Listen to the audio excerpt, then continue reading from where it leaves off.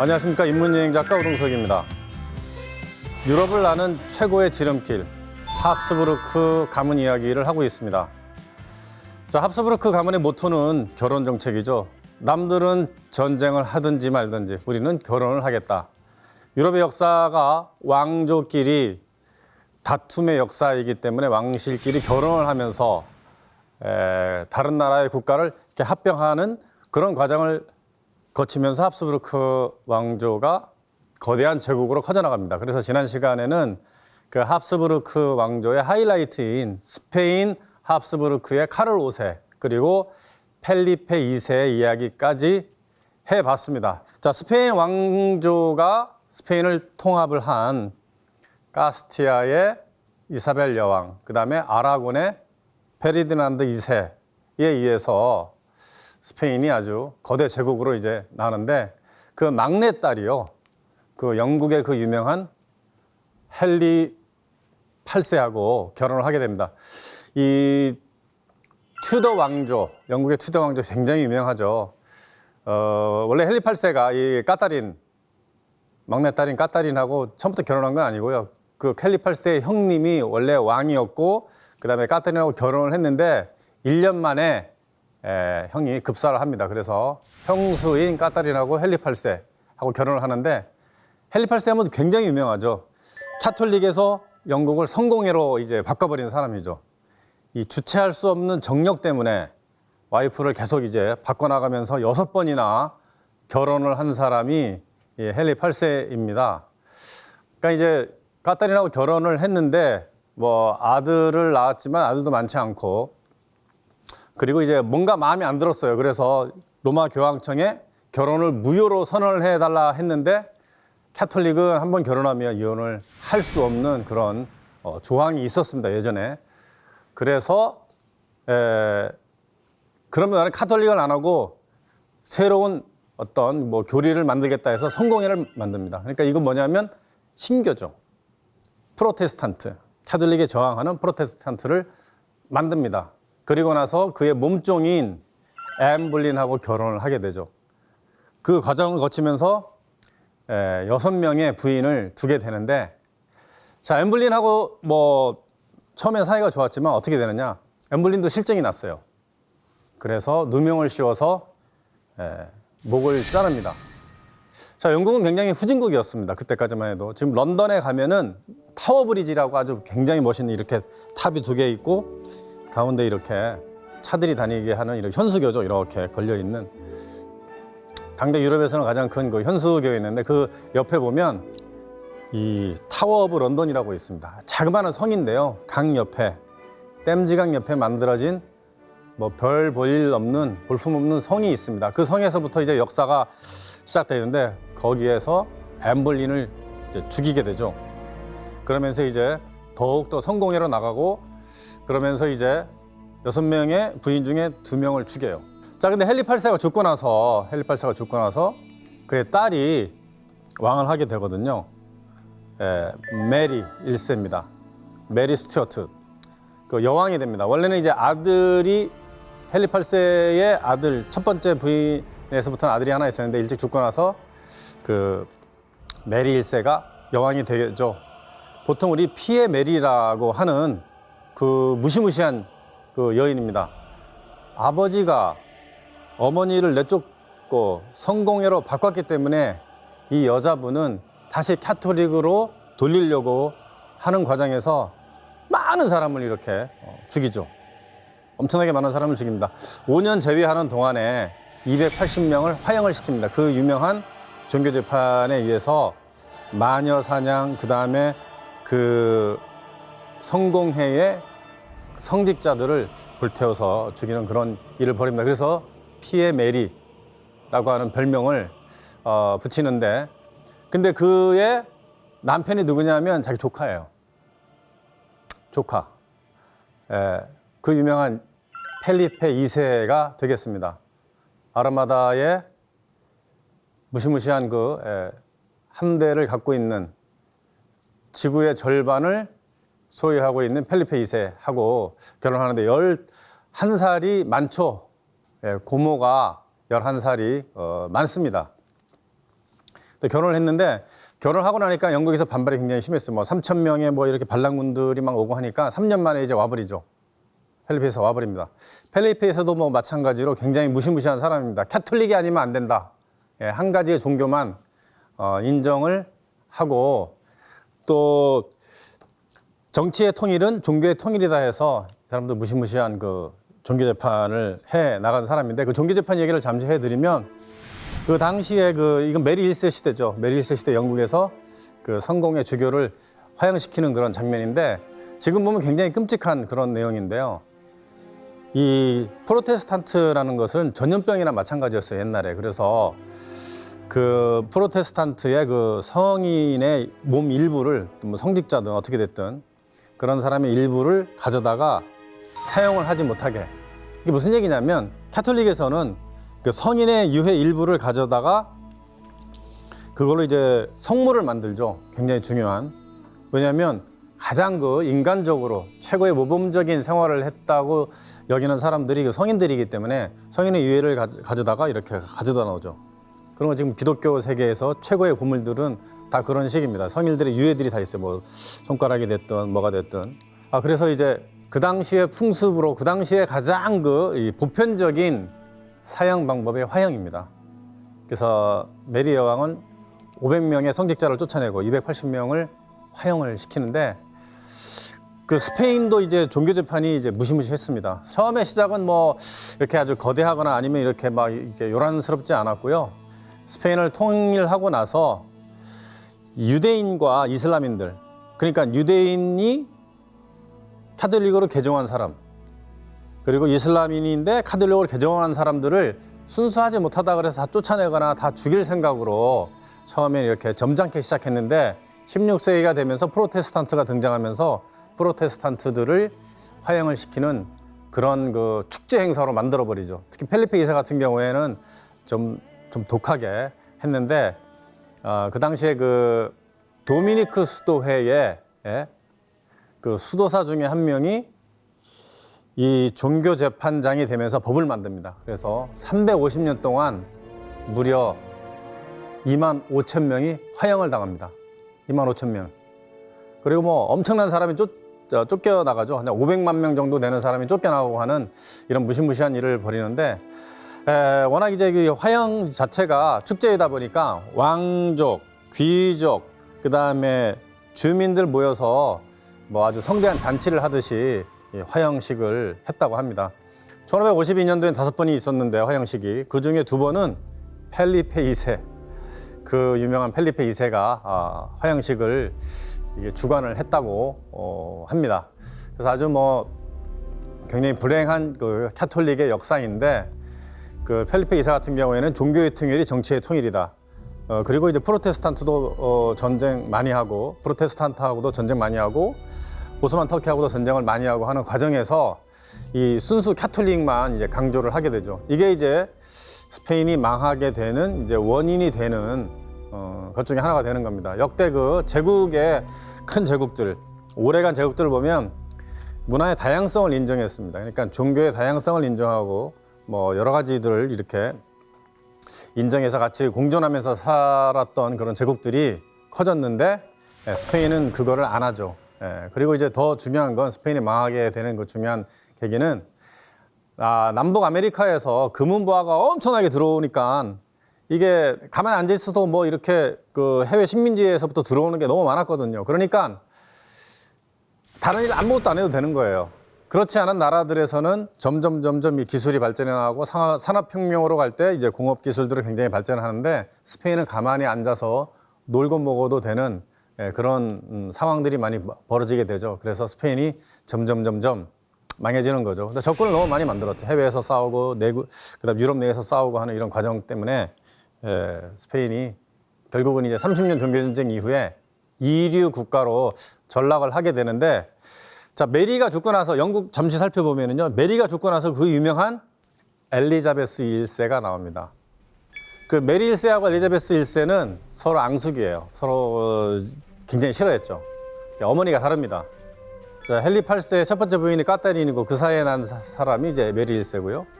그 다음에 몸종이었던 엠볼린사에서 태어난 여자가 엘리자베스인데 서로 싫어하니까 종교도 서로 반대예요. 자, 메리 1세는 아버지가 만든 성공회에서 캐톨릭으로 돌리려고 했고요. 자, 엘리자베스는 다시 성공회로 돌립니다. 그런 과정에서 성직자 150명을 처형을 합니다. 44년 동안 영국 여왕을 했는데 처녀로 살았습니다. 이 사람이 한 얘기가 있죠. 짐은 국가와 결혼했다. 귀족들이 엄청 환영을 합니다. 국가를 위해서만 일할 아주 대단한 여왕이 나왔다. 굉장히 똑똑했고 운동도 굉장히 잘했다고 해요. 그래서 아주 후진국이었던 영국이 정확히 잉글랜드죠. 잉글랜드하고 이제 아일랜드인데 이 잉글랜드를 선진국, 세계 최고의 제국으로 만드는 기초를 닦은 사람이에요. 그 뒤로 이렇게 한참 있은 다음에 그 유명한 이제 빅토리아 여왕 시대가 되면서 합스부르크 스페인이 차지했던 그 이상으로 지구의 절반 이상을 다 차지하는 국가가 바로 이제 대영 제국입니다. 자, 이 여자는 정말 후진국이었던 영국을 농업과 이 양모 산업을 굉장히 형성을 시키고요. 그리고 이제 하여튼 여러 가지 일들을 굉장히 많이 하게 되는데 이 여자가 있을 때 스코틀랜드에 또 메리라는 여자가 있었어요. 스코틀랜드 여왕이죠. 캐톨릭 국가인 스코틀랜드 메리는 남편을 죽이고 나서 이제 여왕이 되는데 그 주변 사람들이 막 들고 일어섭니다. 그래서 런던으로 피신을 오죠. 스코틀랜드 메리가. 피의 메리 말고요. 스코틀랜드 메리입니다. 근데 이 메리가 스코틀랜드 메리가 영국이 성공회가 되면 안 되고 캐톨릭으로 해야 된다고 막 이렇게 뒤에서 막 이렇게 뭐 선동질을 하고 하는 와중에서 결국은 할 수 없이 죽이게 돼요.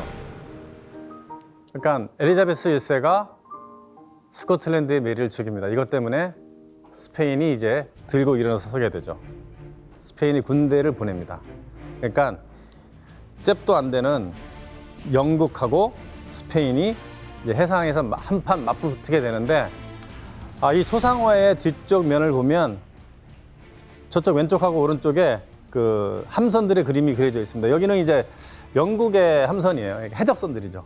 영국은 해적선들로부터 이제 선단을 만들어서 전투를 했는데 여기는 이제 그 유명한 스페인의 아르마다. 그러니까 이제 무적의 함대죠. 무적의 함대. 당해낼 자가 없는 그 비교할 자가 없는 그 무적의 함대가 이제 폭풍에 막 이렇게 쓸려 내려가는 이런 그림이 그려져 있는데 사실은 이제 두 함대가 전쟁을 했는데 1885년도에 전쟁을 했는데 사실은 이게 그림이 좀 과장돼 있긴 합니다. 왜냐하면 영국 배하고 스페인 아르마다하고 막 이렇게 섞여 있는데 이렇게 싸우진 않았어요. 근데 이제 스페인에서는 싸울 때 이렇게 육상 전투처럼 백끼리 이렇게 만나면 가까이에서 총을 쏘는 전술을 했는데 스페인의 그 아르마다 함대와는 완전 다르게 영국의 그 해적선들은 대포를 갖고 있었는데 꽤 괜찮았습니다. 그래서 전쟁에서 그 스페인 아르마다 함대 중에서 이제 함선 3개, 3척이죠. 그러니까 130척 중에 겨우 3척을 그냥 이렇게 하여튼 폭파시키고 하여튼 도망가는 전술로 해서 쫓아오게 했는데 결국은 폭풍에 의해서 좀 이렇게 많이 이제 흐트러지고 손해를 굉장히 많이 입죠. 결국은 영국의 승리였어요. 여기 보면 이제 영국이 승리해서 자기가 이제 대양을 차지했다. 뭐 이런 스타일로 이렇게 지구를 딱 손에 들고 있는데 세상을 정복했다 이런 의미로 이렇게 그 표현을 한 겁니다. 아르마다에 대해서 잠시 좀 보자면은요. 아르마다의 가장 중요한 역할은 뭐였느냐? 여기 이제 쿠바 지도가 있어요. 쿠바. 여기 어디면 캐리비안 해죠. 카리브해라고 하는 멕시코만 미국의 플로리다 있는 쪽이고 멕시코, 온두라스, 니카라과 이렇게 있습니다. 콜롬비아. 하여튼 이렇게 생긴 게 그 쿠바입니다. 쿠바의 수도가 아바나예요. 여기 위쪽에 있는데 스페인이 남북 아메리카를 정복을 하고 나서 주체할 수 없는 많은 은하고 금이 들어오는데 한 번에 올 수 없잖아요. 그래서 한 군데 모입니다. 모이게 하기 위해서 만들어 놓은 게 아바나예요. 지금 아바나의 항공 사진인데 보면은 아주 그냥 이렇게 바둑판처럼 굉장히 도시를 잘 만들었는데 여기 뭐 중요한 부분들을 제가 표시를 해놨습니다. 뭐 의사당이 있고 뭐 구시가지, 뭐 요새 뭐 이런 거를 해놨는데 부분이 구시가지예요. 여기가 처음 만든 부분이고요. 19세기 지도를 보면 이렇게 생겼습니다. 지금도 가봐도 완전히 그 스페인의 어느 한 시골 마을, 시골 도시에 와 있는 듯한 모습인데 어느 부분에 가면 거대한 무슨 성당 같기도 하고 한 이런 국회의사당 같은 이런 건물들이 있고 한 곳입니다. 그래서 여기에 금은보화를 잔뜩 쌓아놓은 다음에 1년에 한 번에서 두 번 정도 아르마다 함대가 와서 호위를 하는 거예요. 호위를 해서 스페인으로 가는 거죠. 이 영화 캐리비안 해적 아시죠? 캐리비안 해적. 거기 보면 이제 해적선들이 많이 나오는데 그 당시에 그 이야기들을 다룬 거죠. 뭐 캐리비안 해적의 그 영화의 배경은 그 네덜란드의 그 어떤 그 전설적인 이야기를 가지고 이제 만든 거이긴 한데 그 당시에 영국의 배들은 대부분 다 해적선들이었어요. 그 영국의 가장 그 뛰어난 해적선들을 다루고 이제 아르마다하고 이제 붙어가지고 이기기도 했던 그런 건데 여기 보면 이런 대성당도 있는데 돌이 없으니까 이제 바다에 가면 있는 그 산호석 있죠. 산호를 잘라가지고 만드는데 보면은 막 조개 뭐 이런 뭐 전복 껍질 같은 것들이 막 있는 그런 돌로 이렇게 만들었는데 이런 대성당이 콜럼버스가 100년 이상이 잠들어 있었던 곳입니다. 콜럼버스는 스페인이 그 식민지에서 이렇게 사람을 많이 죽이고 하는 걸 보고 나는 스페인에 묻히지 않겠다 해서 여기 묻히거든요. 물론 나중에는 지금 스페인 세비야 남쪽이죠. 세비야 대성당에 이렇게 묻혀 있죠. 그 당시 그 4개의 왕국의 왕들이 이렇게 콜럼버스의 관을 들고 있는 모습으로 이렇게 무덤이 아주 멋지게 이제 조성이 되어 있는데 지난 밀레니엄이 시작될 때 그 미국 그 서양 사람들이죠. 서양인들을 위한 지난 1000년 동안 뭐 최고의 인물하고 최고의 사건을 뽑는데 그중에 몇 번째 들지 않았다. 이제 백인들을 위한 이제 잘 먹고 잘 사는데 지난 1000년 동안 공헌을 했던 가장 위대한 인물 중에 한 사람이 이 콜럼버스입니다. 지금 이제 스페인이 만들어 놓은 그 이 도시의 지금의 모습이죠. 왼쪽은 굉장히 잘 사는 집들이고요. 골목 하나 사이에도 오른쪽은 굉장히 못 사는 사람들의 이런 대비된 모습도 있고 저 멀리 국회의사당의 모습이 있는데 지금은 국회의사당으로 쓰고 있지 않습니다. 옛날 그 스페인인들이 그 만들었을 때 썼던 그런 그 건물이 남아 있는 것이고요. 광장에 가면 이런 모습이 되게 흔해요.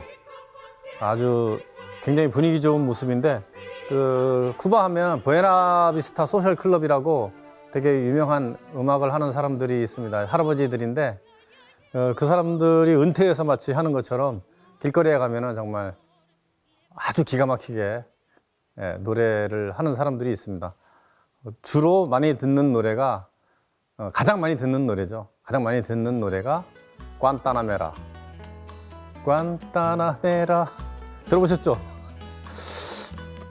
관타나모의 여인이라는 그 곡이 관타나메라예요. 관타나모의 여인, 관타나메라. 이 우리나라에 일제 식민 시대에 정지용 시인이 있다면 스페인 식민지 시절에는 호세 마르티라는 사람이 있었습니다. 호세 마르티. 엄청난 사람이죠. 그 거의 같은 스타일의 그 시를 썼던 그 고향을 그리워하고 빨리 이제 독립을 했으면 좋겠다라는 의미에서 이렇게 쓴 그 시고요. 가면은 쿠바에 가면은 이런 택시들이 되게 많아요. 굉장히 멋있잖아요. 자, 쿠바가 스페인 식민지로 한번 계속 300년 이상 있다가 1898년도에 미국이 이거를 뺏어버립니다. 미국이. 그러니까 미국 바로 밑에 있는데 뭐 사탕수수도 굉장히 많이 나오고 그 있으면은 그 술 만들 수 있는 재료도 굉장히 많이 나와서 뭐 쓸모가 있었거든요. 그래서 이 자작극을 벌이죠. 자작극. 미국의 함선을 이 아바나 항구 근처에서 그냥 폭발을 시킵니다. 그래서 스페인 니네가 했다 그래서 전쟁을 해서 이겨버리죠. 그래서 뺏어버립니다. 그 이후로 미국의 차들이 들어오죠. 그리고 1920년대하고 30년대 초에 금주령이 내려졌었습니다. 그때 이제 술을 만들어서 먹을 수 있는, 그러니까 놀기 좋은 장소가 있었는데 바로 쿠바죠. 그래서 쿠바는 미국에 좀 논다 하는 사람들이 옛날에 내려와서 뭐 엄청나게 향락적인 일을 했던 그 곳입니다. 그래서 이 쿠바의 독립이라는 거는 누구로부터 독립이냐 하면 미국으로부터의 독립이죠. 우리가 알고 있는 체게바라, 피델 카스트로 이야기는 미국으로부터의 독립을 위한 전쟁을 했던 사람들이 이야기입니다. 그래서 1959년도에 카스트로가 이제 다 몰아내잖아요. 미국도 몰아내고 해서 이기는데 그때 이제 미국 사람들이 남겨놓은 차들이에요. 그러니까 50년이 넘었죠. 지금은 이제 카스트로가 죽고 나서 그 미국이 이 쿠바하고 이렇게 관계가 좋아지고 또 쿠바가 먼저 손을 내밀었잖아요. 우리 교류를 합시다. 개방을 하면서 이렇게 많은 사람들이 와가지고 요즘도 이런 차가 이제 관광객들을 많이 실어 나르고 하는데 가는 데마다 카스트로 얼굴은 없고요. 이 체게바라 얼굴은 있어요. 체게바라. 예. 여기 제가 카스트로 죽기 전에 여기 쿠바에 여러 번 갔었거든요. 가서 거기 있는 사람한테 카스트로 어디 있어 쿡쿡 찌르면 아무도 모른다 그래요. 아무도 모른다. 국가 1급 비밀이기 때문에. 근데 카스트로를 죽이려고 미국에서 이 스파이들을 많이 보냈는데 다 실패했거든요. 그래서 아무도 모른다 이렇게 하더라고요. 체게바라 이야기는 워낙 유명하죠. 이제 아르헨티나 출신이고 이제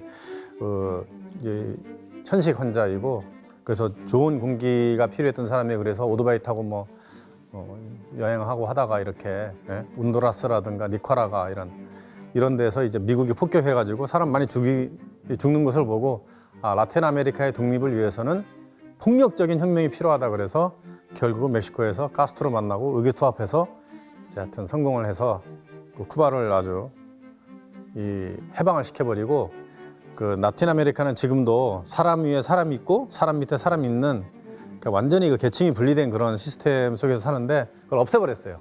완전히 없애버렸죠. 근데 쿠바 하면 생각나는 사람이 이제 해밍웨이입니다. 해밍웨이. 누구를 위해서 죽을 일이나부터 해서 노인과 바다 이런 거를 여기 썼는데 카스트로하고 굉장히 친구였죠. 거기에 이제 세 번째 부인하고 결혼해서 이제 별장도 만들고 이제 살다가 했는데 그 유명한 몰디브 가서 모히또 한 잔 하지가 아니고 모히또 가서 몰디브 한 잔 하지 했던 그 모히또입니다. 네, 모히또. 이 사탕수수로 만든 럼주 굉장히 달달한데 굉장히 도수가 세거든요. 거기에다가 그 바카를 넣고 그다음에 레몬을 짜서 막 이렇게 저어서 바카향이 나게 해서 마시는 건데 해밍웨이가 제일 좋아했던 거라고 하죠. 이거하고 다이끼리라고 하는 것이 있는데 쿠바 가면 이제 한 잔씩 먹어줘야 되는 거고요. 지금도 이런 모습이에요. 쿠바는 우마차. 그러니까 아주 잘생긴 백인. 우리나라 사람들은 약간 상상이 있죠. 환상이 좀 있죠. 백인하면 엄청 잘생기고 양복 입고 굉장히 좀 사는 그런 모습인데 여기는 그 인종이 완전히 짬뽕이 되어 있지만 계층이 구별이 없기 때문에 흑인이 백인보다 훨씬 잘 살기도 하고 백인이 흑인보다 훨씬 못 살기도 하고 이런 모습들이 많이 보이는데 그 우마차 타고 다니는 이런 모습들을 볼 수 있습니다. 자, 그래서 이제 아르마다 얘기하면서 쿠바 얘기를 잠시 했는데요. 나중에 중남미 할 때 이제 좀 더 자세하게 남미 이야기하면서 이제 재미난 이야기들을 끄집어내도록 하겠습니다. 자, 그다음에 페르디난드 1세의 이야기를 해보겠습니다. 막시밀리안 1세의 아들이죠. 페르디난드 1세가 나오는데 이 페르디난드 1세의 계획은 뭐냐면 할아버지를 위한 영묘, 막시밀리안 1세를 위한 영묘를 만들겠다고 계획을 해서 자, 도깨비기까지 해봤는데 하여튼 도깨비는 굉장히 많죠. 자, 루돌프 2세, 하여튼 합스부르크 역사상 가장 기인이고요. 가장 재미났던 그 사람 하면은 이제 루돌프 2세일 거예요. 그래서 프라하를 그 마술의 도시, 마법의 도시로 만든 사람입니다. 르네상스를 풍미했던 아주 특이한 화가입니다. 아주 특이한 화가, 아르침볼도. 그 바벨탑이라는 게 뭐냐면 지구라트입니다. 신에게 제사를 지내는. 30년 종교전쟁은 이렇게 해서 일어납니다. 그래서 유럽이 아주 그냥 전쟁의 소용돌이 속에 있으면서 어마어마하게 사람이 많이 죽고 했던 그런 전쟁이 이때 시작을 합니다. 별 볼일 없었던 국가가 이때 딱 하고 올라오는 게 바로 이제 프랑스예요.